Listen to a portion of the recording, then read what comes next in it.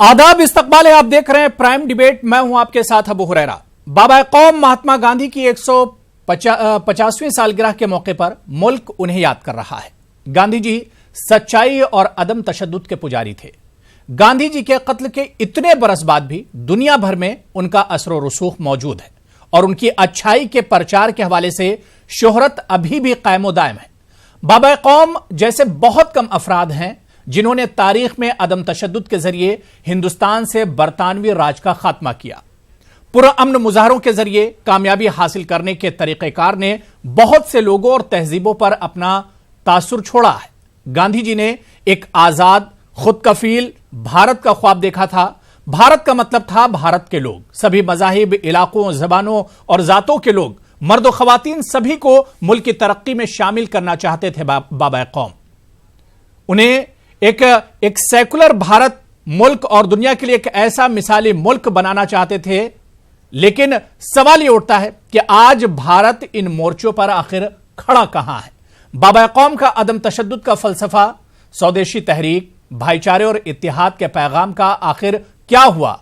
आज अगर गांधी जी हमारे दरमियान होते तो इस भारत को देखकर वो क्या कुछ सोचते?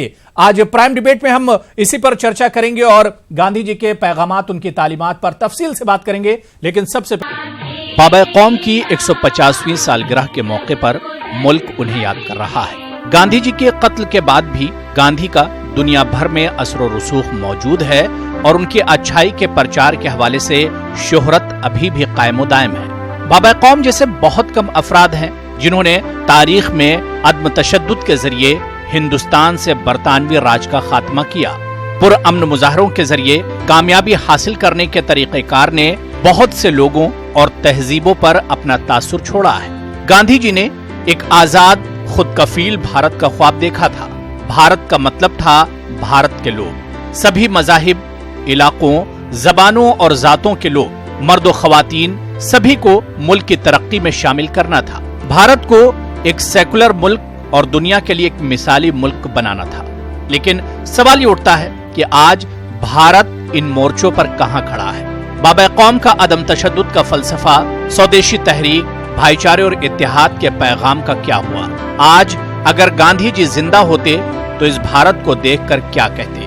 21वीं सदी में भी गांधी अभी दुनिया के लिए मशअले राह हैं, मगर आज के भारत में गांधी को वो अहमियत हासिल नहीं रही। अगरचे हमारे सियासतदान अब भी गांधी को अपने सियासी फायदे के लिए इस्तेमाल करते हैं, मगर वक्त के साथ साथ सियासी हालात और इक़दार गांधी की सोच से हटते जा रहे हैं। मुल्क में बढ़ते हुजूमी तशद्दुद के वाक़यात, जात पात के नाम पर होती हिंसा, मुल्क को मजाहिब के नाम पर बांटने की कोशिश, ऐसे हालात में बाबा कौम के अदम तशद्दुद के फलसफे की अशद जरूरत महसूस की जा रही है। गांधी जी की तालीमात और इनके पैगामात को आम करना वक्त की जरूरत है। गांधी जी को याद करने का मतलब है उनके ख्यालात की रोशनी में समाज और सियासत को देखना और बदलना। और यही वजह है कि गांधी जी को समझना और अपनाना जिन लोगों को मुश्किल लगा, उनके लिए सबसे आसान था गांधी का कत्ल करना। आज के दौर में गांधी जी के पैगामात और तालीमात की मानवियत पहले से ज्यादा बढ़ गई है। आज भी बाबा कौम के फलसफे पर चलने और अमल करने की जरूरत है। तो गांधी जी तो हमारे दरमियान नहीं है, लेकिन उनकी तालीमात, उनका फलसफा और उनके जो अफकार और ख्यालात थे वो हमारे दरमियान हमेशा जिंदा रहेंगे और आज भी उनकी एक तरह से अशद जरूरत महसूस की जा रही है। अब सवाल ये उठता है कि आज के मौजूदा हिंदुस्तान में, मौजूदा भारत में जो मानवियत है, गांधी जी के ख्यालात, उनके पैगामात, उनकी तालीमात की, आखिर उसे किस तरह से देखा जा रहा है? आज इसी को हम प्राइम डिबेट में समझने की कोशिश करेंगे। बहुत खास मेहमान मेरे साथ जुड़ गए हैं इस डिबेट पे चर्चा करने के लिए, बात करने के लिए। अपने मेहमानों का आपसे तारुफ करा देता हूं। मेरे साथ डॉक्टर बिंदेश्वर पाठक जी हैं, जो कि फाउंडर हैं सुलभ इंटरनेशनल के, और इसके अलावा पद्म भूषण अवार्ड याफ्ता भी हैं। गांधी पीस प्राइज भी 2016 में आपको मिल चुका है और इसके अलावा कई इंटरनेशनल प्राइजेस भी आपकी खिदमत के एतराफ में दिए जा चुके हैं। डॉक्टर बिंदेश्वर पाठक जी, आपका बहुत इस्तकबाल है न्यूज 18 उर्दू में। और इसके अलावा हमारे साथ अश्विनी उपाध्याय जी हैं, स्पोक्सपर्सन है, तर्जुमान है बीजेपी के, वो भी इस डिबेट में जुड़े हुए हैं। अमीर हैदर जैदी साहब हैं, लीडर हैं सीपीआई के। डॉक्टर अमित के सुमन जी हैं, तारीखदा हैं और गांधी पर काफी कुछ काम आपने किया है। साधना जग्गी जी हैं, सोशल वर्कर हैं, सामाजिक कारकुन हैं, वो भी इस डिबेट का हिस्सा है। इनके अलावा हैदराबाद से सैयद इनामुर रहमान गयूर साहब सीनियर सहाफी हैं, जर्नलिस्ट हैं और गांधी पर अक्सर आप लिखते रहते हैं, आप भी इस डिबेट का हिस्सा हैं। अपने तमाम मेहमानों का बहुत इस्तकबाल और वेलकम है न्यूज़ 18 उर्दू में। मैं सबसे पहले डॉक्टर बिंदेश्वर पाठक सर, आपसे ही मैं शुरुआत करना चाहूंगा कि आज का हिंदुस्तान और उसमें गांधी जी के जो तालीमात हैं, उनके जो मैसेज है, उनका जो पैगामात हैं, उसको किस तरह से आप देखते हैं, उसकी मानवीयत या उसका रिलेवेंस जो है उसे आज के दौर में किस तरह से आप देखते हैं? और उसमें गांधी जी के जो तालीमात हैं, उनके जो मैसेज है, उनका जो पैगामात हैं, उसको ये तरह से आप गांधी ने हमेशा जो है उसे आज के दौर में किस तरह सत्य और अहिंसा की बात की, बिल्कुल, और कहा कि किसी समस्या का समाधान शांति से, अहिंसा से ही हो सकता है। झगड़ा से आज तक न कोई समस्या का निदान निकला है और न निकलेगा। तो गांधी के जो सबसे महत्वपूर्ण बातें थी कि गांधी जो कहते थे वो करते थे। तो यदि आप गांधी के रास्ते पर चलना चाहते हैं तो एक ऐसा समाज बनाएं जिसमें सभी लोग मिलजुल कर के रहें, आपस में सौहार्द प्रेम रहे, भाईचारा रहे और एक दूसरे के दुख में सुख में उसको बांटें, मिल के रहें। और गांधी का जो सबसे बड़ी बात, गांधी की सबसे बड़ी बात थी वो था कि जो दूसरे की सहायता करने का मन रखता हो वो गांधीवादी है। तो वैष्णव जन तो तेने कहिए पीर पराई जाने दे। तो मेरा कहना है कि गांधी कल भी प्रासंगिक थे, आज भी रेलिवेंट है, कल भी रेलिवेंट रहेंगे। तो गांधी के आदर्शों पर चलकर हम समाज की समस्याओं का निदान निकाल सकते हैं, गांव का विकास कर सकते हैं, कुटीर उद्योग कर सकते हैं। और सबसे बड़ी बात है कि सभी धर्म, सभी जाति, सभी संप्रदाय, सभी लोग मिलजुल के आपस में रहे।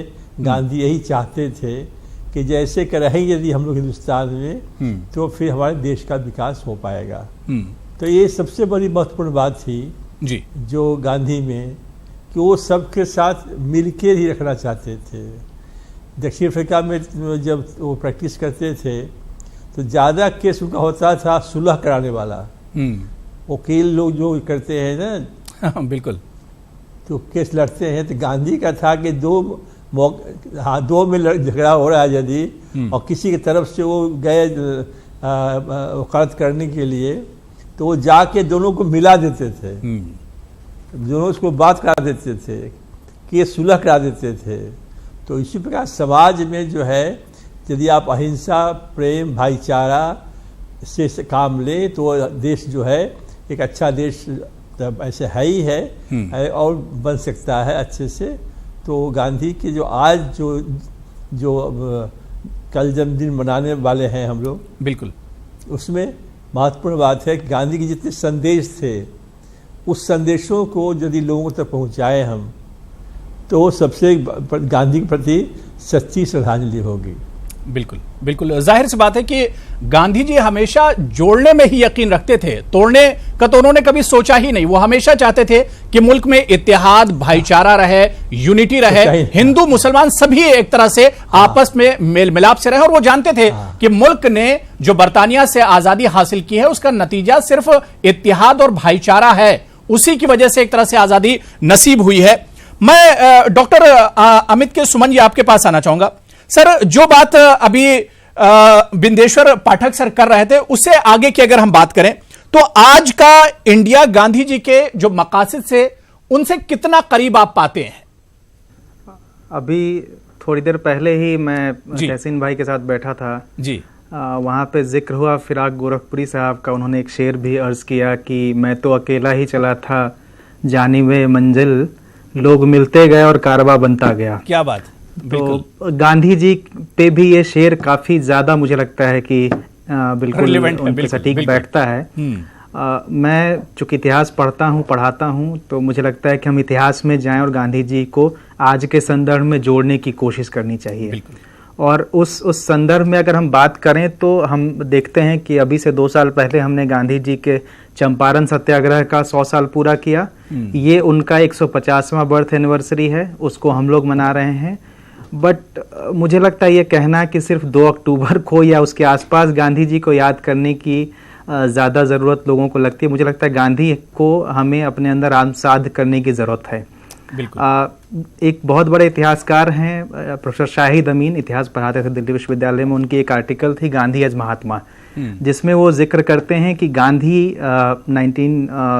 20th सेंचुरी में जब वो पहली बार चौरी चौरा के आसपास जब जाते हैं वहाँ, तो लोगों को उनके आने, ना उस समय कोई मीडिया था जिस मीडिया में आज हम बैठ के बात कर रहे हैं, ना मीडिया था, ना उस तरह का कोई सोशल मीडिया था कि गांधी के आने की खबर लोगों तक पहुंचे। बट कानों कान वो खबर इतनी दूर फैलती है कि गांधी जब वहां उतरते हैं स्टेशन पे, तो लाखों की संख्या में लोग उनका इस्तकबाल करने को तैयार थे। तो ये करिश्मा था गांधी जी का, जो उनको मोहनदास करमचंद गांधी से महात्मा गांधी या बापू बनाता है। दूसरी बात, अभी पाठक जी बात कर रहे थे गांधी जी के सत्य और अहिंसा के, जो उनका फिलॉसफी रहा है। गांधी जी ने अहिंसा कहाँ से सीखी, ये जानना हमारे लिए बहुत ज़रूरी है। और वो सीखा उन्होंने अपने घर से। उनकी जो पत्नी थी कस्तूरबा गांधी, जिनको हम सब बा के नाम से बुलाते, और गांधी जी खुद भी उन्हें बा ही कहते थे। एक बार उनकी अक्सर पति पत्नी के बीच नोकझोंक होती है, गांधी जी की भी नोकझोंक होती है बा के साथ, और बा पे वो हाथ उठाते हैं।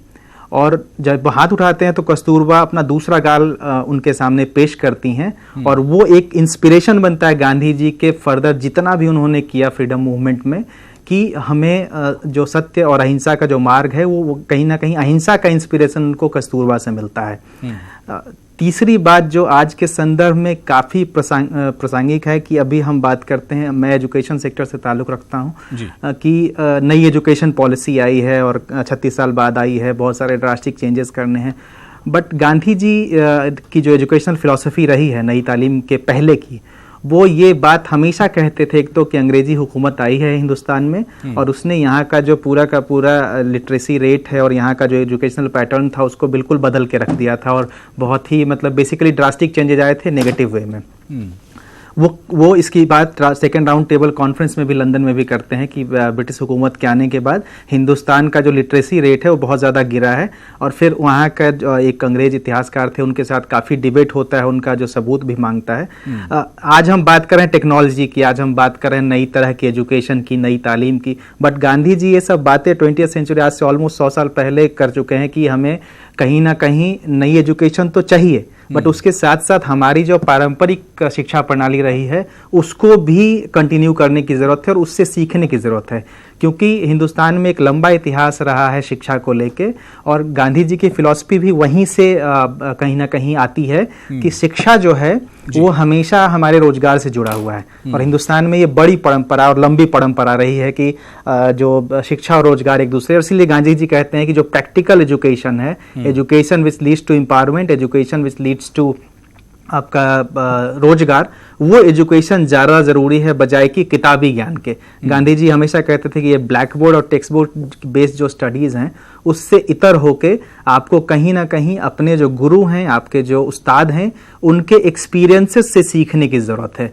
और जो टीचर्स हैं उनका काम है कि वो अपने बच्चों को अपने अनुभवों से सिखाएं। डॉक्टर अमित, मैं ये चाह रहा हूं कि आज के दौर में गांधी के फलसफे को कैसे देख रहे हैं? क्या उसमें कुछ कमी आई है जो आज से 75 और 80 साल पहले जिस फलसफे पर चला जाता था, क्या उस फलसफे में अब कुछ कमी देखने को मिल रही है आज के भारत में, आज के हिंदुस्तान में?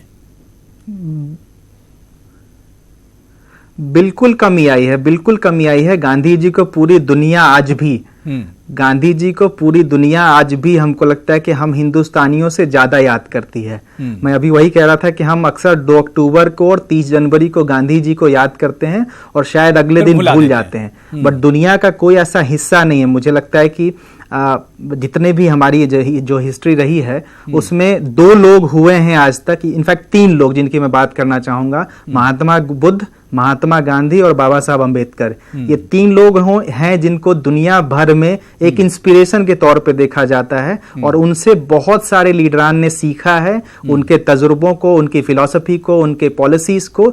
मुझे लगता है कहीं ना कहीं जो 20वीं सेंचुरी का इतिहास है, 20वीं शताब्दी के इतिहास में गांधी और कार्ल मार्क्स, ये 2 ऐसे लोग रहे हैं जिनकी फिलॉसफीज को, जिनके आइडियाज को, जिनकी आइडियोलॉजीज को लोगों ने अपनाया है। और कई देशों, आप मार्टिन लूथर किंग से लेके नेल्सन मंडेला से लेके कई उदाहरण ले सकते हैं जो सिर्फ और सिर्फ गांधी जी और गांधी जी का जो फिलॉसफी रहा है अंग्रेजों से लड़ने का, सत्य अहिंसा, ये इन्हीं आइडियोलॉजीज पे उन्होंने लंबी लंबी लड़ाइयां अपने देश में लड़ी हैं और जीती हैं। और आज भी हमारा जो दौर अभी चल रहा है, आज का दौर नहीं, इवन आने वाले दौर में भी हमें गांधी जी की जरूरत थी, है और रहेगी, क्योंकि गांधी ने एक लंबी लीगेसी छोड़ी है हमारे लिए। बिल्कुल, जाहिर सी बात है कि जो पैगामात और जो तालीमात गांधी जी ने छोड़े हैं उससे बहुत कुछ अभी भी हासिल किया जा सकता है। मैं अश्विनी उपाध्याय जी आपके पास आना चाहूंगा। जो बात अभी बिंदेश्वर पाठक जी कह रहे थे, या जिस तरह से अमित के सुमन जी ने कहा कि आज के हिंदुस्तान में कहीं ना कहीं गांधी जी के फलसफे की कमी महसूस की जा रही है।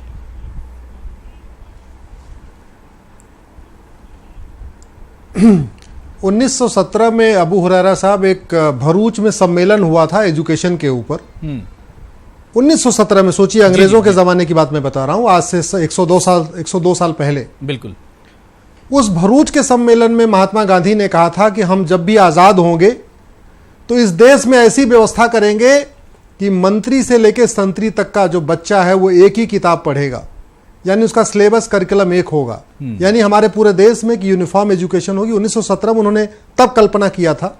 दुर्भाग्यवश समाज 2019 में आ गए, 102 साल आगे निकल चुके हैं, 70 साल की आज़ादी भी हो चुकी, लेकिन गांधी जी का वो सपना यूनिफॉर्म एजुकेशन का आज तक पूरा नहीं हुआ।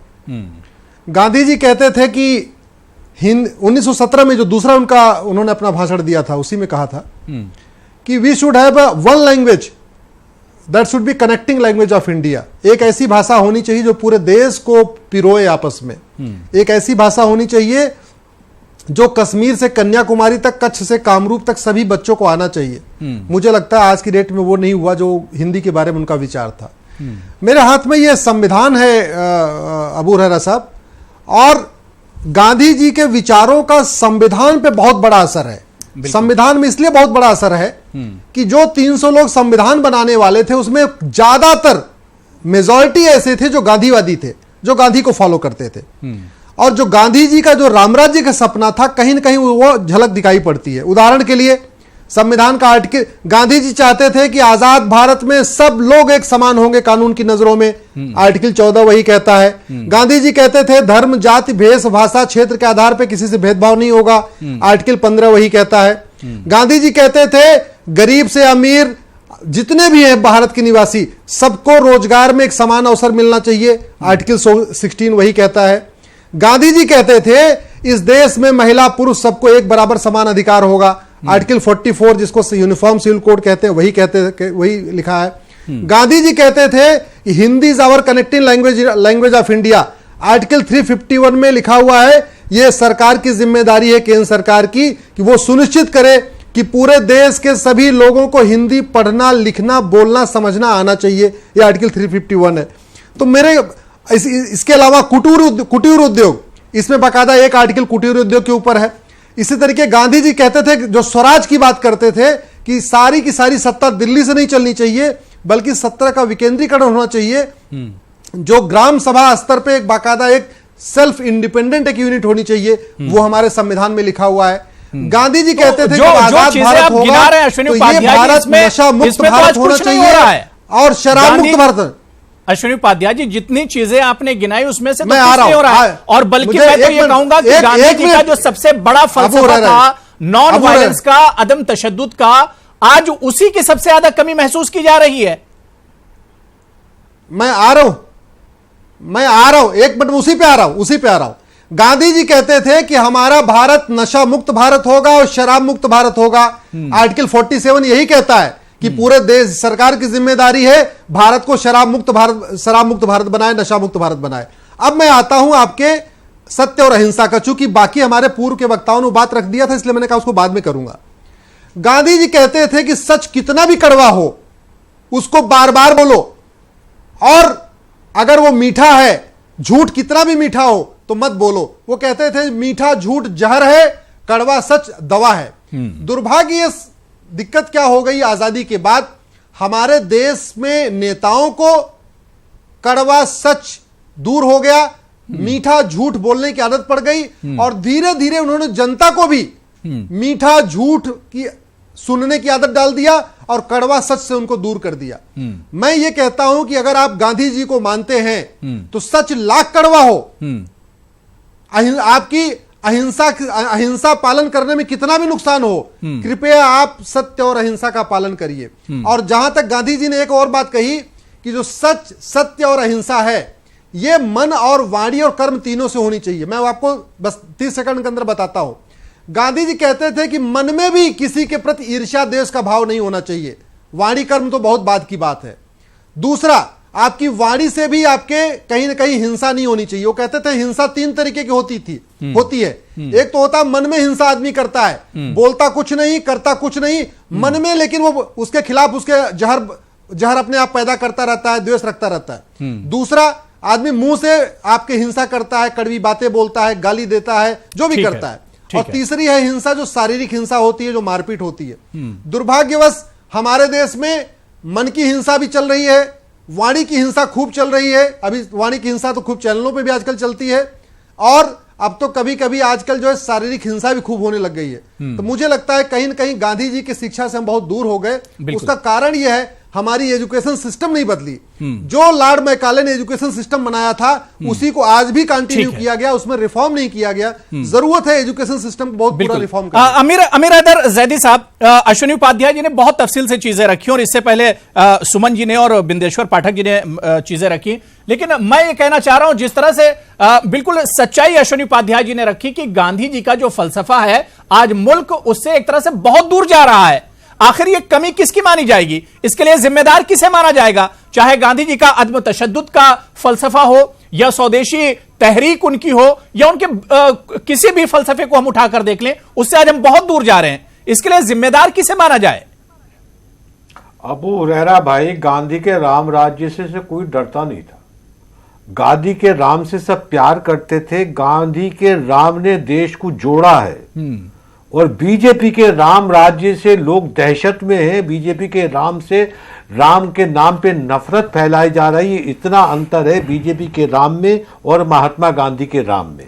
अभी मेरी बगल में जो बैठे हैं, जो प्रोफेसर साहब हैं, वो उन्होंने एक शेर सुना। गांधी जी की बात कर लो, आज फिर बीजेपी पे आ गए। फिर ये बीच में बोल रहे हैं, मैं चुप बैठ के सुन रहा था। इनसे कहिए कि ये चुप बैठे हैं। अबू हुरैरा साहब, नहीं ठीक है, या इनकी आवाज बंद कीजिए। अरे मैं तो ये कह रहा हूं, सपने में भी बीजेपी आती है क्या आपको? देखिए, सुन लीजिए, ये चुप बैठिए। अबू हुरैरा साहब, अगर आप इन्हें सुनना चाहते हैं, हमें नहीं सुनना चाहते, इनकी आवाज बंद मैंने कीजिए। आपको बहुत टाइम दिया था, किसी ने डिस्टर्ब नहीं किया। थोड़ा सा सुन लीजिए, मैं फिर जवाब का मौका दूंगा। और मैं नहीं चाह रहा हूं कि इस तरह के इश्यू पर भी शोर शराबा हो। अश्विनी जी, मैं आपको जवाब का मौका दूंगा। जी जैदी साहब कंटिन्यू कीजिए। अरे वो आप अगर गांधी पे डिस्कस कर रहे हैं तो अलग कर लीजिए, बाकी वो तो डिस्कस बीजेपी पे कर रहे हैं, वो तो बीजेपी के ऊपर बोल रहे हैं, तो ठीक है। फिर नहीं, जो बातें अश्विनी उपाध्याय जी, जो बातें आपने कही कि भाई हमारा देश गांधी के थॉट से, उनके फलसफे से वाकई में दूर जा रहा है, तो उसका जवाब दे रहे हैं वो, आप सुन लीजिए। मैं जवाब का मौका आपको दूंगा। मुझे उनके नहीं, आपको जो एतराज है भगवान राम जवाब दे दीजिएगा। गांधी के जो राम थे वही राम है, राम दो नहीं है। नहीं, आप यही बात पूछ रहा हूं, मोहम्मद साहब 2 है क्या? मोहम्मद साहब 3 है क्या? मोहम्मद साहब 4 है क्या? नहीं है ना। इतना अच्छा टॉपिक और इतना अच्छा भगवान मौका राम है, और बहुत अच्छे लोग मेरे साथ जुड़े हुए हैं, हमारे वही हैं, बहुत अच्छे लोग जुड़े हुए हैं, बड़ी अच्छी बातें सुनने को मिलेंगी। थोड़ा सा सुन लीजिए। जैदी साहब कंटिन्यू कीजिए। आप इनको समझाइए ना। नहीं, वो कितनी कैटेगरी बनाएगा, आप इनको समझाइए। आप नहीं, जैदी साहब बहुत सीनियर वक्ता भी हैं, बहुत अच्छे भगवान राम लीडर भी हैं, वो समझते हैं सारी चीजें। अरे भाई, क्या बात कर रहे हैं? सीनियर वक्ता है तो वो राम की कितनी कैटेगरी के बनाएंगे? अश्विनी जी सुन लीजिए। भगवान राम हमारे आराध्य हैं, उनके बारे में फालतू बात नहीं सुनेंगे। भगवान राम हमारे आराध्य हैं, भगवान राम आराध्य हैं, उनके बारे में कोई इंसल्ट नहीं सुन सकते हम। नहीं, ठीक है, भगवान राम के बारे में कोई फालतू वाली बात नहीं सुनेंगे हम। ठीक है, मैं बोल रहा हूं ना कि आपको मैं जवाब का मौका दूंगा। ठीक है, जैदी साहब कंटिन्यू कीजिए। बस इतना ही अंतर है गांधी के राम में और इनके राम में, ये अंतर नजर आता है। चलिए अब मैं आता हूं, कहना चाहिए मेरे मित्र ने कहा कि चंपारण आंदोलन, मैं फिर से कह रहा हूं भगवान राम एक है, उनकी अरे चुप जगवादी, ये बीच में बोल रहे हैं अबू नाना साहब, इसकी आवाज बंद कीजिए। गोडसे के वंशज, सनातन के पुजारी हैं। तुम चाहते हो कि देश के अंदर हर आदमी गोडसे बने। ये बदतमीज आदमी को चुप करिए, के बारे में ऐसी बात करता है। मैं राम के बारे में नहीं कर रहा हूं, मैं बता रहा हूं कि तुम्हारा नाम क्या है और गांधी के नाम क्या है। उसमें इस तरह का शोक गांधी का नाम बताना पड़ेगा ना। गांधी जी की बातें हो रही ना, हम नॉन वायलेंस की बात कर रहे हैं आज। भगवान राम नहीं देखिए इस तरह शोर करेंगे हम, गांधी के नॉन वायलेंस पे बात कर रहे हैं। भगवान राम एक ही है। भगवान गांधी के नाम से डर क्यों लगता है? गांधी के नाम से क्यों डर लगता है? मुझे गांधी का नाम स्वीकार है, तुम्हें गांधी के नाम से क्यों डर लगता है? भगवान राम चार नहीं है तो मानो ना गांधी के नाम को। आप इस अलगाववादी को बैठा लेते हैं, मानो ना गांधी के नाम को। बताता हूं इस आईएसआई के एजेंट को आप बैठा के भगवान राम क्या? देखिए इस तरह के जवाब एजेंट को आप बैठा के भगवान राम की, ठीक है मैं दूसरे गेस्ट के पास ले जाता हूं। मैं ठीक है, मैं रिक्वेस्ट कर रहा हूं, मैं उठ जाता हूं। नहीं ठीक है, आप मुझे नहीं बोलने देंगे, नहीं मैं उठ जाता हूं। ठीक है अश्विनी उपाध्याय जी थोड़ा सा सुन लीजिए, मैंने कहा मैं मौका दूंगा। जैदी साहब मैं 30 सेकंड दे रहा हूं। जैदी साहब देखिए कोई ऐसी बात ना की जाए डिबेट में जिससे किसी को परेशानी हो। राम एक ही है, कोई ऐसी बात ना की जाए जिससे कोई परेशानी हो हिंदुस्तान में। एक मिनट अबू भाई, जी राम भगवान राम एक ही हैं, बट उनको मानने की, उनको पूजने की बहुत सारी परंपराएं हिंदुस्तान में, और ऐतिहासिक पृष्ठभूमि में देखें तो बहुत सारे लोग अपने तरीके से भगवान राम को पूजते हैं। तो ये डिबेट बेसिकली गांधी जी पे है, तो हम उन पे चर्चा करें। जिस आदमी से राम भगवान राम को कोई लेना देना नहीं, वो क्या कैटेगरी बताएगा? ठीक है, नहीं ठीक है, देखिए मैं रिक्वेस्ट कर रहा हूं कोई ऐसी बात मत कीजिए जिससे किसी को तकलीफ पहुंचे, कोई परेशानी हो। जैदी साहब कंटिन्यू कीजिए, काफी टाइम निकल गया डिबेट का। अभी कुछ गेस्ट और मेरे पास बैठे हुए पैनलिस्ट है, उनके पास भी जाना है। इन्होंने कहा चंपारण आंदोलन का जिक्र किया। जी चंपारण आंदोलन में जब गए महात्मा गांधी, तो वहां पर बत्तख मियां ने जिन्होंने जान बचाई महात्मा गांधी की, उनका कोई जिक्र नहीं होता है। बत्तख मियां के वंशजों को आज क्या कहा जाता है? आज गृह मंत्री कहते हैं, देश के अंदर जब आके कहते हैं कि शरणार्थियों को कोई डरने की जरूरत नहीं है, लेकिन घुसपैठियों को बख्शा नहीं जाएगा। इसे अगर मैं पलट के ये कह दूं कि गोडसे के जितने भी वंशज हैं उन्हें घबराने की जरूरत नहीं, वे कुछ भी हो सकते हैं, लेकिन बत्तख मियां के वंशज सावधान रहे। महात्मा गांधी आज विदेशों के लिए एक नाम हो गए। मंच पर जाकर कह दीजिए महात्मा गांधी का देश है, लेकिन जब देश में आएंगे तो गोडसे की बात होगी। एक चीज और कोट करूंगा, महात्मा गांधी का कल जन्मदिन है। इनके बीजेपी के जो बैठे हैं, इनके एक विक्की मित्तल, वो कहते हैं एक बार गोडसे की पिस्तौल नीलाम करा दीजिए, पता चल जाएगा गोडसे कितना बड़ा देशभक्त था और महात्मा गांधी क्या थे। तो ये अगर आज ये कह दें कि गोडसे मुर्दाबाद, तो मैं मानूंगा ये गांधीवादी हैं, वरना इनका राम और है और गांधी का राम और है। ये यहां बैठ के कहे गोडसे एक आतंकवादी था, गोडसे मुर्दाबाद है। मैं फिर से कह रहा हूं, दूसरे बीजेपी वाले चाहते हैं। ठीक है देखिए बात हो गई, ठीक है। मैं साधना जग्गी आपके पास आ रहा हूं। साधना जग्गी जी ये कहते हैं, ठीक है जैदी साहब बात हो गई, मुझे कमर्शियल ब्रेक पर भी जाना है, मुझे एक ब्रेक पर जाना है। मैं साधना जग्गी जी मैं आपके पास आ रहा हूं। क्या आपको लगता है कि जो नया भारत है, जिस नए भारत की अब हम लोग बात कर रहे हैं, क्या इस नए भारत में वाकई में गांधी जी की जो फिलॉसफी थी, उनका जो फलसफा था, क्या उसकी वाकई में कमी देखने को मिल रही है? हमारे राष्ट्रपिता, भारत की आजादी के सबसे महत्वपूर्ण स्तंभ, अहिंसा के पुजारी, सत्याग्रह के जनक और खादी के जनक, उनके लिए जो शब्द कहा जाए वो कम है। सबसे पहले उनकी जयंती है, तो हमें कंट्रोवर्सीज में ना पड़ के, हम अगर आज सच्चे मन से उनको श्रद्धांजलि दे रहे हैं और आपके चैनल पे बैठे हुए हैं, तो हमें बहुत रोज डिबेट्स होती हैं। मैं डिफरेंट चैनल्स में रोज जाती हूँ, आप भी आते हैं रोज, कि अलग अलग टॉपिक होते हैं। आज केवल हम अगर गांधी जी के विषय में बात करें तो बहुत अच्छा रहेगा। बाकी देखिए जो गांधी जी ने किया, वो सबसे पहले तो मैं ये कहना चाहूंगी कि विमेन एम्पावरमेंट के लिए उनके अंदर इतनी बड़ी विजन थी, इतना क्रांति थी उनके अंदर, इतना विजन था। आज से 70-80 साल पहले जो उन्होंने हमारी नारी जाति के लिए सोचा, महिलाओं के लिए सोचा, वो अब हम लोग जाके सोचते हैं। उन्होंने उस समय पर्दा प्रथा से लेकर हर चीज के ऊपर, दहेज प्रथा के डेड अगेंस्ट थे। एक्चुअली वो उनके ऊपर अपनी मदर का बहुत, पुतलीबाई जी का बहुत ज्यादा इंपैक्ट था, जो उनकी मदर थे। और जब वो इंग्लैंड पढ़ने के लिए जाने लगे विलायत, तो उनकी मदर ने उनको एक ओथ दिलाई थी, उन्होंने खुद ली थी कि stay away from, don't, I will not touch wine, women and meat, whatever it was. And वहां जब तक वो वहां रहे उन्होंने उसको फॉलो किया। और बहुत ही रिलीजियस विचारों की थी उनकी माता जी, जिनको भी हम आज श्रद्धांजलि देना चाहेंगे। फिर उनकी पत्नी ने उनका हर जगह हाथ पकड़ के कंधे से कंधा मिलाकर चली। और वो फिर आप कोई भी आंदोलन देख लीजिए, वो सत्याग्रह हो, नमक हो, भारत छोड़ो हो, हर जगह वो उनके साथ खड़ी हुई थी। तो हमारी विमेंस के लिए तो उन्होंने बहुत कुछ किया, बहुत कुछ किया, और करना चाहते भी थे। और जो आज हमारे पीएम भी कर रहे हैं, उनका भी ये विचार है, हम उर्दू चैनल में बैठे हैं, कि हमारी बहनों के एक हाथ में कुरान शरीफ हो और एक हाथ में कंप्यूटर हो। इससे ज्यादा, और देखिए लघु उद्योग कितना डेवलपमेंट हो रहा है, हर क्षेत्र में स्वरोजगार जो उनका सपना था उस पे हो रहा। और एक, अगर वो ये कहते थे कि एक आंख के बदले दूसरी आंख मांगोगे तो पूरा विश्व अंधा हो जाएगा, तो हमें उस तरफ नहीं चलना है। हमें बिल्कुल उनकी सच्ची श्रद्धांजलि जाहिर सी बात है कि गांधी जी के जो थॉट्स हैं, उनके पैगाम थे, उस पर हमें एक तरह से चलने की जरूरत है। मैं इनामुर रहमान गयूर साहब आपके पास आ रहा हूं, बहुत देर से आप वेट कर रहे हैं। इनामुर रहमान गयूर साहब, क्या आपको नहीं लगता है कि गांधी जी का एक मिशन था कि साफ सफाई को बहुत पसंद वो करते थे, उस पर हमारी सरकार भी बहुत मेहनत कर रही है, स्वच्छ भारत मिशन चलाया जा रहा है, लेकिन आपको नहीं लगता है कि मौजूदा भारत को देखते हुए अब हमारी सरकार को कदम, जो गांधी जी का मेन जो फलसफा था अदम तशद्दुद का, नॉन वायलेंस का, उसके लिए भी कदम उठाने की जरूरत है?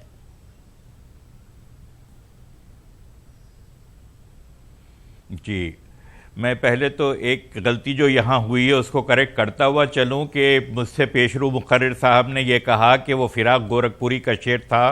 फिराक गोरखपुरी का जो शेर था वो यूं था कि सरजमीन हिंद पर अक़वाम आलम के फिराक काफिले आते गए, कारवां बनता गया। जी, ये फिराक गोरखपुरी का शेर था। इससे पहले जो पढ़ा गया वो मजरू सुल्तानपुरी का शेर था।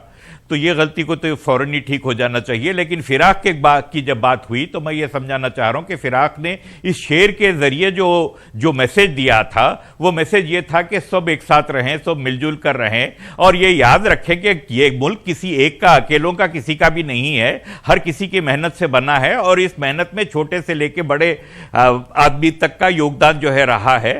अगर हम उनकी 150वीं सालगिरह पर गांधी जी को श्रद्धांजलि देने के लिए जो है यहाँ इकट्ठे हुए हैं, तो यकीनन यही होना चाहिए। और हमको उनकी तारीफ करके, उनके कामों की, उनकी तालीमात की जो है बात करके ये करना चाहिए कि हम उस पर अमल करें।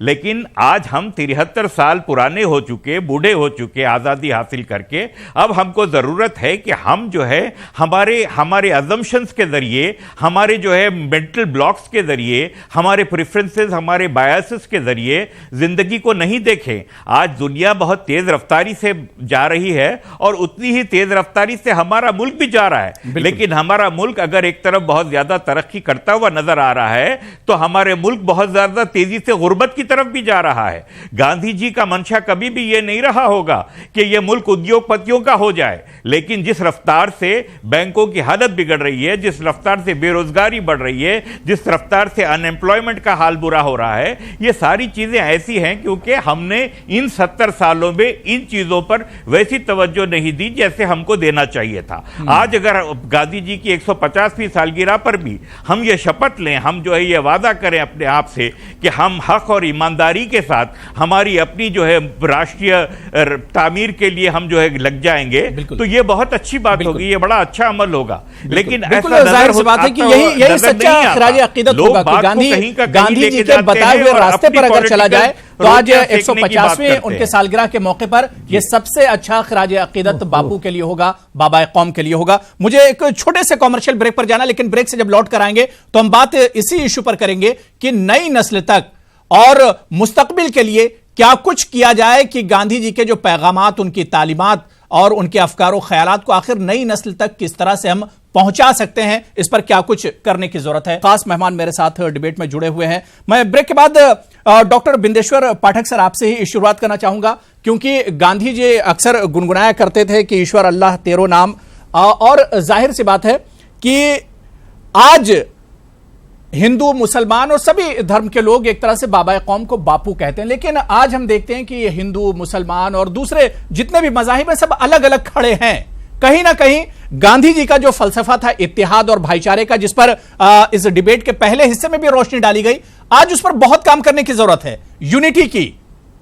देखिए, ऐसा है, पहले आपने स्वच्छता की बात की थी तो मैं बाद में करूंगा। जी जी। हमारे उस्ताद हमारे स्कूल में और कॉलेज में खासकर जिनके अंदर पढ़े हम, तीनों चारों मुसलमान थे। कहीं कोई ऐसी बात नहीं लगती थी कि हम लोग को कोई अंतर दिखाई पड़ रहा हो। हम लोग उनके अंदर में पढ़े और पले।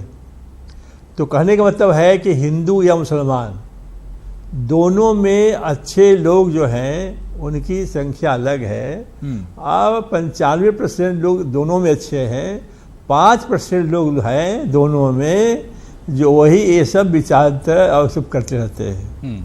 इसलिए मेरा अपना मानना है, मैंने कहा ना कि मेरे सारे उस्ताद सब मुसलमान। तो ये जो मुझे कहना है कि जो अच्छे लोग हैं वो दोनों में है, मुसलमान में भी है, हिंदू में भी है। बिल्कुल।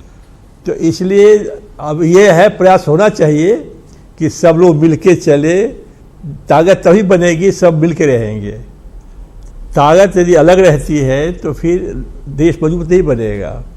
तो इसलिए हिंदू हो, मुसलमान हो, सिख हो, ईसाई हो, ये सबों का देश है।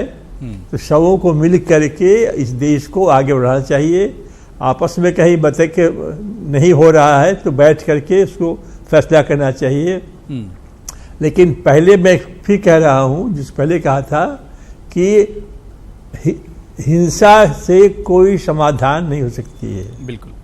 जब समाधान निकलेगा तो शांति से निकलेगा, पीस से निकलेगा। अब स्वच्छता की बात कर रहे थे जिसकी चर्चा नहीं हो पाई। आप बताइए, अभी जो प्रधानमंत्री नरेंद्र मोदी जी ने 2014 से जो अभियान शुरू किया है, कोई आदमी कलेजे पर हाथ रख करके ये कहे कि स्वच्छता के बारे में विचार, व्यवहार, सफाई पहले से बढ़िया हुआ है या नहीं हुआ है? बिल्कुल सही। पूरा हो गया मैं नहीं कहता हूँ, लेकिन जो हम लोग व्यवहार थे पहले, कई चीज बाहर फेंक दिया हमने, गंदगी उधर कर दी हमने। आज कोई भी आदमी कोई चीज बाहर फेंकना नहीं चाहता है। अब विचार परिवर्तन आया है, जो बिहेवियर पैटर्न है उसमें बदलाव आया है।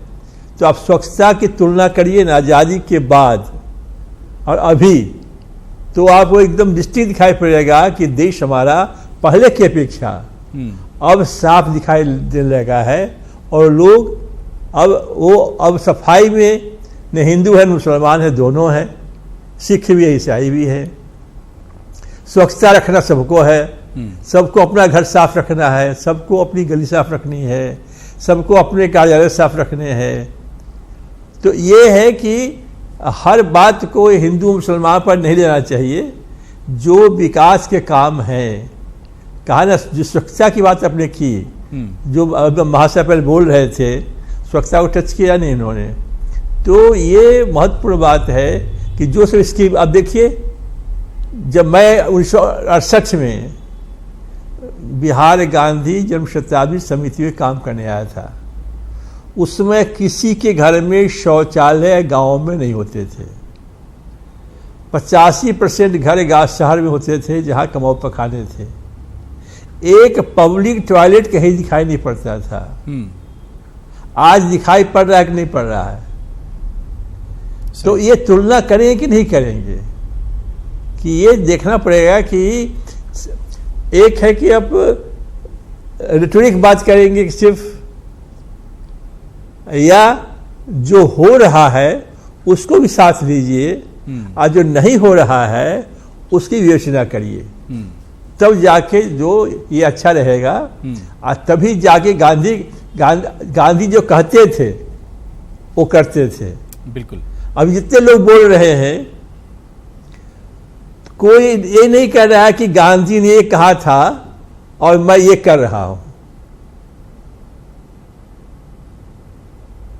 तो ये महत्वपूर्ण बात है कि गांधी के जन्म दिवस के अवसर पर हर आदमी ये बताए, ये कहे कि भाई गांधी ने ऐसी सी बातें कही थी और मैं उस पर अमल कर रहा हूं।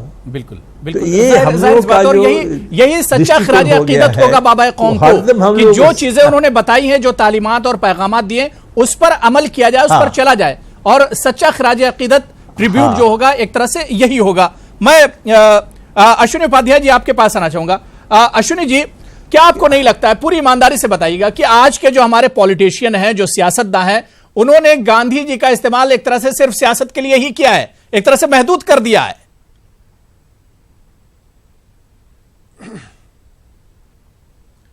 अबू हुरैरा साहब, ये बात मैं आपको बहुत जिम्मेदारी के साथ कह रहा हूं और जैसा अभी इसके पहले पाठक जी ने कहा, ये बिल्कुल ठीक बात है। गांधी जी क्या क्या कहते थे, क्या क्या कहते थे, इस पे निबंध लिखना बहुत आसान है। लेकिन गांधी जी क्या क्या कहते थे, उसमें हम कितना करते हैं, इसको कोई बताने के लिए तैयार नहीं। बिल्कुल पाठक जी ने बड़ी अच्छी और गांधी जी के हत्यारे गांधी के विचारों को अब मैं आता हूं उस विषय पे। अरे भाई रुक जाइए जरा, रुक जाइए प्लीज। नहीं, गांधी का हत्यारा गांधी के विचारों को समस्या यही है, बस यही समस्या। सुन तो लीजिए, आज छोड़ दीजिए, जालिम के खिलाफ लड़िए, मजलूम के साथ खड़े हुए। आज 55 दिन से कल चर्चा करते, अरे इस पे कल चर्चा कर लेंगे भाई, इस पे कल चर्चा कर लेंगे। गांधी होते तो आज कहना सवाल हमसे पूछा है, सवाल हमसे पूछा है। जैदी साहब मैं आ रहा हूं, गांधी का हत्यारा सवाल हमसे पूछा गया तो हमारी बात, मैं जैदी साहब आ रहा हूं, अमीर हैदर जैदी साहब सवाल ये है, मैं जैदी साहब आ रहा हूं, क्यों है जैदी साहब मैं आ रहा हूं थोड़ा। रघुपति मैं एक वकील के नाते, पति पतावन सीताराम, आप गांधी के राम से इतना डरते क्यों?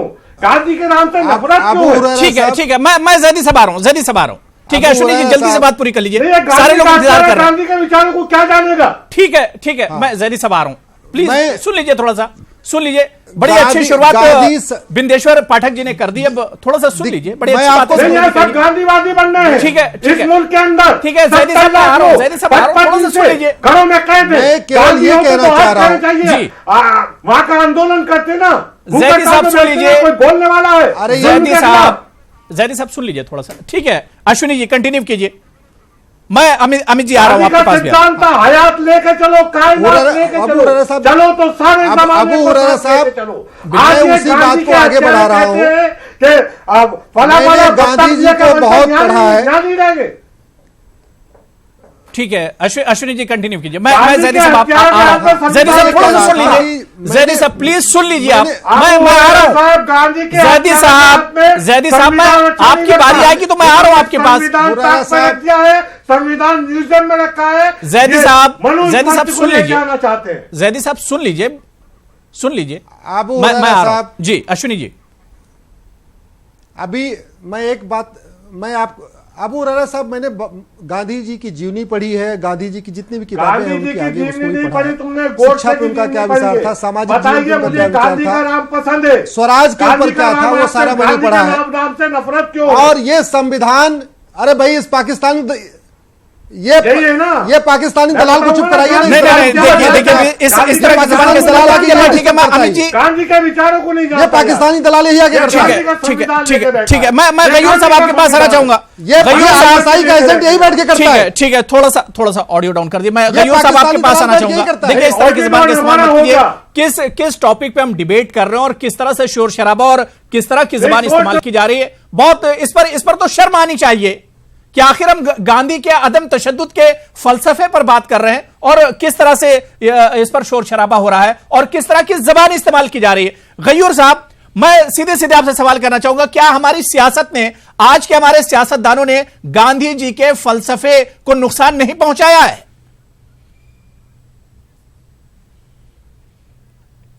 गांधी जी को सब लोगों ने अपने मकसद के लिए इस्तेमाल किया है। गांधी जी की बहुत सारी खूबियां थीं, उन खूबियों को का पालन करना चाहिए था। गांधी जी में कुछ खामियां भी रही होंगी, उनको समझने की जरूरत थी। गांधी जी अगर जो है आज उनकी 150वीं सालगिरह है, तो मैं कांग्रेस से यह पूछना चाहूंगा कि गांधी जी के नाम का कॉमेमोरेटिव कॉइन जारी करने के लिए उनको उनकी 100वीं सालगिरह तक क्यों वेट करना पड़ा? क्यों उन्होंने नेहरू के नाम के 3 सिक्के जारी किए? क्यों इंदिरा गांधी के नाम के सिक्के जारी कर दिए उसी साल में? क्यों राजीव गांधी के नाम के सिक्के जारी कर दिए उसी साल में? और गांधी जी के नाम का कॉमेमोरेटिव कॉइन जारी करने के लिए 1969 तक वेट किया उन्होंने। तो मैं बताना यह चाह रहा हूं कि हर किसी ने गांधी जी को अपने मकसद के लिए इस्तेमाल किया है, लेकिन आप और हम और उपाध्याय साहब और अश्विनी साहब, ये सारे लोग, अब हमको जरूरत नहीं है, हम कोई पॉलिटिकल लोग नहीं है कि हम गांधी जी के ताल्लुक से उस एंगल से बात करें। हम ये बात करें, प्रैक्टिकल तरीके से बात करें कि क्या अच्छा हुआ, क्या बुरा हुआ और क्या जो है किया जा सकता। आपने स्वच्छता की बात की, आपने जो है अहिंसा की बात की। स्वच्छता के नाम पर परसों 2 मासूम दलित बच्चों को मार दिया गया, जो किसी के घर के सामने बैठकर जो है बोलते हैं कि वो लोग जो है असच जो है स्वच्छता का काम कर रहे थे, और जो है अहिंसा के नाम को बिल्कुल पीछे डालकर उनकी हत्या कर दी गई।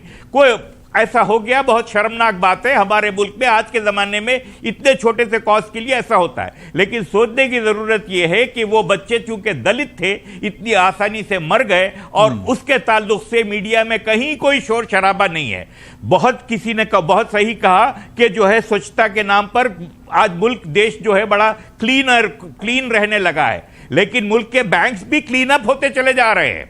उसकी तरफ तवज्जो दीजिए, उसकी तरफ बात कीजिए कि क्या जो है हम गलत डिबेट्स में पढ़कर असल इश्यू से भटक जा रहे हैं। असल इश्यू है आज का हमारे मुल्क की जो है गिरती हुई क्या आर्थिक हालत का, असल इश्यू उसका है, असल इश्यू एम्प्लॉयमेंट का है, असल इश्यू पॉवर्टी का है, असल issue growing levels of poverty है and growing levels of illiteracy है। आप लिटरेसी की बात ठीक है, इस पर उपाध्याय जी मैं सिर्फ 30 सेकंड दे रहा हूं, अश्विनी जी 30 सेकंड में आप जल्दी से जवाब दीजिए, फिर मैं अमित जी आपके पास आ रहा हूं, जैदी साहब आपके पास भी आ रहा हूं। अश्विनी उपाध्याय सिर्फ 30 सेकंड दे रहा हूं बस। देखिए, मैं बहुत ईमानदारी से आपको कह रहा हूं कि गांधी जी हो, चाहे अंबेडकर जी हो, चाहे लोहिया जी हो, इनको कुछ पॉलिटिकल पार्टीज ने केवल इनको वोट में बेचने वाली एक ने टॉफी बना रखा था। गांधी के नाम पे कोई टॉफी बेच रहा था, कोई अंबेडकर के नाम पे टॉफी बेच रहा था। लेकिन पिछले 5 साल में जो एक के बाद एक काम किया, मैं तो यही तो कह रहा हूं, गांधी जी चाहते थे कि बहन बेटियों को समान अधिकार मिले, पूरे देश की बहन बेटियों को बराबर अधिकार मिले, भाईचारा बढ़े, छुआछूत खत्म हो, जातिवाद खत्म हो, कोई किसी तरीके का तुष्टिकरण ना हो। लेकिन दुर्भाग्य की बात यह रही कि आजादी के तुरंत बाद वो सब चीजें शुरू हो गई। यही कारण है इस संविधान में जिसमें गांधी जी की बहुत तगड़ी छाप है, आज की डेट में भी ये 25% के आसपास संविधान पेंडिंग रह गया, लागू नहीं किया गया।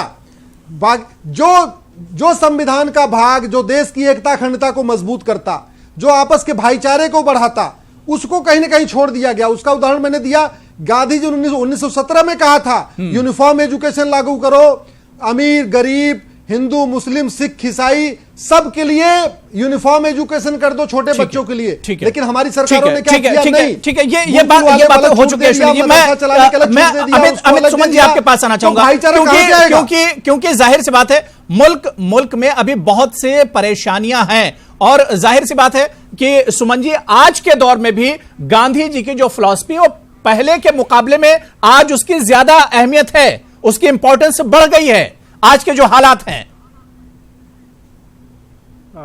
बिल्कुल बढ़ गई है, और शायद आगे भी ज़रूरत रहेगी गांधी जी की, क्योंकि गांधी जी का ये मानना था कि हिंदुस्तान का जो सर्वांगीण विकास है वो तभी हो सकता है जब आखिरी पंक्ति में खड़ा व्यक्ति एम्पावर्ड होगा। बिल्कुल। और इसीलिए गांधी जी का जो कंट्रीब्यूशन है भारतीय स्वतंत्रता आंदोलन में, वो सबसे महत्वपूर्ण इसलिए है कि गांधी जी एकमात्र ऐसे लीडर हुए, और शायद उनकी सफलता का भी यही कारण था कि उन्होंने दलित हों, पिछड़े हों, महिलाएं हों, आदिवासी हों, स्टूडेंट्स हों, सबको भारतीय स्वतंत्रता आंदोलन के मुख्य धारा से जोड़ने का काम किया था। उनके पहले के किसी भी लीडरशिप ने, चाहे वो कांग्रेस पार्टी के हों चाहे किसी और दल के हों, उन्होंने इस तरीके का काम नहीं किया था। दूसरी बात, जिस बात पे बार बार उपाध्याय जी दे रहे हैं जोर की, किसी एक तुष्टिकरण की राजनीति नहीं होनी चाहिए। जनाब, माहौल तो वही है, सिर्फ वो वाली बात है ना कि वो glass half filled half empty, वो स्वरूप बदल गया है। राजनीति तो आज भी तुष्टीकरण की ही हो रही है और लगातार होती रही है, चाहे कोई भी पॉलिटिकल ऑर्डर हो। गांधी जी ने कभी इस तरह की बात नहीं थी। गांधी जी के लिए राम और रहीम बराबर थे। गांधी जी ने कभी भी न राम और रहीम के मानने वालों में अंतर समझा था और न ही नहीं, मुझे आपसे इस बात पे ऑब्जेक्शन है। पिछले 5 साल में आप मुझे सरकार की एक स्कीम बताइए जो एक समुदाय के लिए हो, दूसरे समुदाय के लिए ना हो। मैं आपको 50 स्कीम बता सकता हूं जो कांग्रेस के दौरान एक समुदाय के लिए होती थी, दूसरे के लिए नहीं होती थी। पिछले 5 साल में आप मुझे एक ऐसी कोई स्कीम बताइए सरकार की। मैं आपको 100 स्कीम बता सकता हूं जो देश में सबके लिए है, हिंदू के लिए भी है, मुसलमान के लिए, ईसाई के लिए भी, पारसी के लिए। आप इस तरीके से पॉलिटिकल रिटोरिकल नहीं, मैं फैक्ट बता रहा हूं। आप ये देखिए, चाहे स्वच्छता की स्कीम हो, चाहे बिजली की स्कीम हो, चाहे हर घर में पानी देने की स्कीम हो, चाहे हर घर में गैस सिलेंडर देने की स्कीम हो, चाहे सबको एजुकेशन देने की हो, चाहे वीमेन एम्पावरमेंट हो, चाहे स्वरोजगार हो, कोई सी भी स्कीम ऐसी नहीं है। मैं ज़ैदी साहब आपके पास ठीक है, टाइम मेरे पास कम बचा। मैं अमीर हैदर ज़ैदी साहब, अमीर हैदर ज़ैदी साहब, क्या आज की सरकारों को भी गांधी जी से सीखने की जरूरत है और तभी मुल्क आगे बढ़ेगा? गांधी का जो फलसफा है उस पर चलना पड़ेगा आज की सरकारों को भी। अरे देखिए अबू रहरा भाई, गांधी की आवश्यकता इस देश के अंदर गांधी की आवश्यकता नहीं थी, क्योंकि गांधी की आवश्यकता होती तो देश की आजादी के कुछ दिनों बाद ही उसके गोली ना मार दी जाती। जिसने देश आजाद कराया चंद दिनों के बाद, भैया ये पाकिस्तानी दलाल फिर वहीं पहुंच गया। थोड़ा सा सुन लीजिए, डिबेट पे ब्रेक लगा देते और इस तरह की जबान आप लोग इस्तेमाल करते हैं, मुझे हैरानी होती है। आप लोग बहुत सीनियर वक्ता हैं, बहुत सीनियर डिबेटर हैं, आप लोग हमेशा से डिबेट में आते हैं। एक नेशनल टीवी पर बैठकर इस तरह की जबान प्लीज मत इस्तेमाल करें।